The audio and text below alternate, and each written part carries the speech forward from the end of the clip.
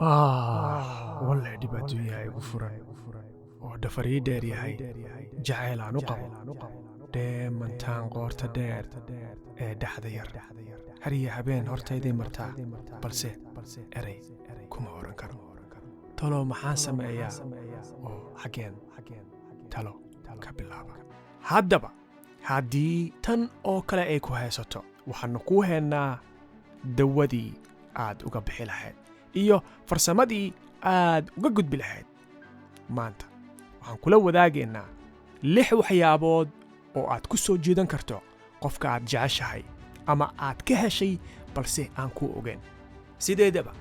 in aad u sheegataa qof kale ka helitaankaaga ama jacaylka aad u qaaday ma aha wax aad u sahlan ama qof walba uu ku dhiiran karo oo uu u soo bandhigan karo jacaylka uu qabo qaar baa u geeriyooday iyagoon sheegan jacaylkay u qabeen qof kale halka qaar kale iyagoo qadarin walaatinimo iyo mid saaxiibtinimo uun loo hayo lagu casuumay arooskii qofkii ay jeclaayeen kana qaaday niyad jab muddo dheer ay ku qaadatay inay ka soo kabsadaan halka kuwa kale ayba isla markii loo sheegay in hebel ama heblaayo arooskoodii ay maanta ama caawa tahay ay isla goobta ku geeriyoodeen isku soo wada duubo maanta waxaan diyaar kuula nahay inaan kaa badbaadino dhibaato weyn oo kugu dhici karta kulana wadaagno sidaas si fudud oo maldahan oo xirfadaysan jacaylkaaga ama ka helitaankaaga u dareensiin lahayd qofka qalbigaaga ku dhex nool balse aan ku ogeyn adigoonan hal eray oo jacayl oran kow mar walba ku salaan oo u muuji weji furnaan una dhoolaade Soomaalidu waxay tiraahdaa albaab furan lama galee waxaa la galaa weji furan murtidaas mid la mid ah ayaa iyaduna waxay leedahay wejigu waa baasaboor haddaba mar walba oo aad aragto qofkaaga u dhoolaade oo u muuji qadarin waayo qadarintu waa bacrimiyaha dareenka aadanaha waayo qofka ku qadariya adiguba aad iyo aad ayaad u jeceshahay dadkana waa kaaga sokeeyaa waana kaaga dhow yahay 2 ku tuur kaftan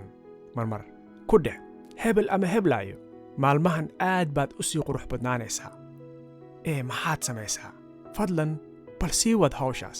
kaftanka ugu sii cusbee bal anna sirta ila wadaag kuma gaari karayee aan kaasoo dabagurguurtee fiiro gaara iska ilaali weeraha Soomaalidu u badan tahay sida waad cayishay waad caatooday nafarayaa kaa muuqda iyo ku mashquulka qaarkii 3 la soco garaaca wadnahaaga waa qasab inta aad ku jirto sheegashada jacaylkan kugu cusub in wadnahaagu in badan uu dhugleen doono aadna dhididi doontid xitaa haddii roob da'ayo geel 2 jir soo wada mar waa dhacdo lagaaga horreeyey adiguna aadan ugu dambayn doonin ha isdhiibin ee noqo qof ku dhiiran kara oo wada kaashan kara maskaxdiisa iyo qalbigiisa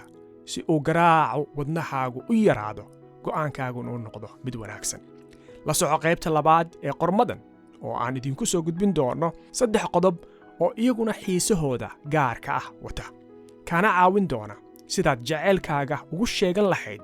boqorkaaga ama boqoradaada aad baryo badan ku dhici weyday in aad afka u kala qaado haddii aad ka heshay muuqaalkan la wadaag saaxiibada kuna soo biir janaalkeenna si aad u hesho muuqaallo xiiso badan aadna wax badan ka faa'iidi doontid eebba idinkiis waxaan idiin diyaariyey muuqaalkan anigoo ah Fuad Qabyaaladiid waxaana kuu rajaynayaa inaad ku guulaysan doontid jacaylkaaga meel walba oo daafaha dunida ka joogtid mahadsanidin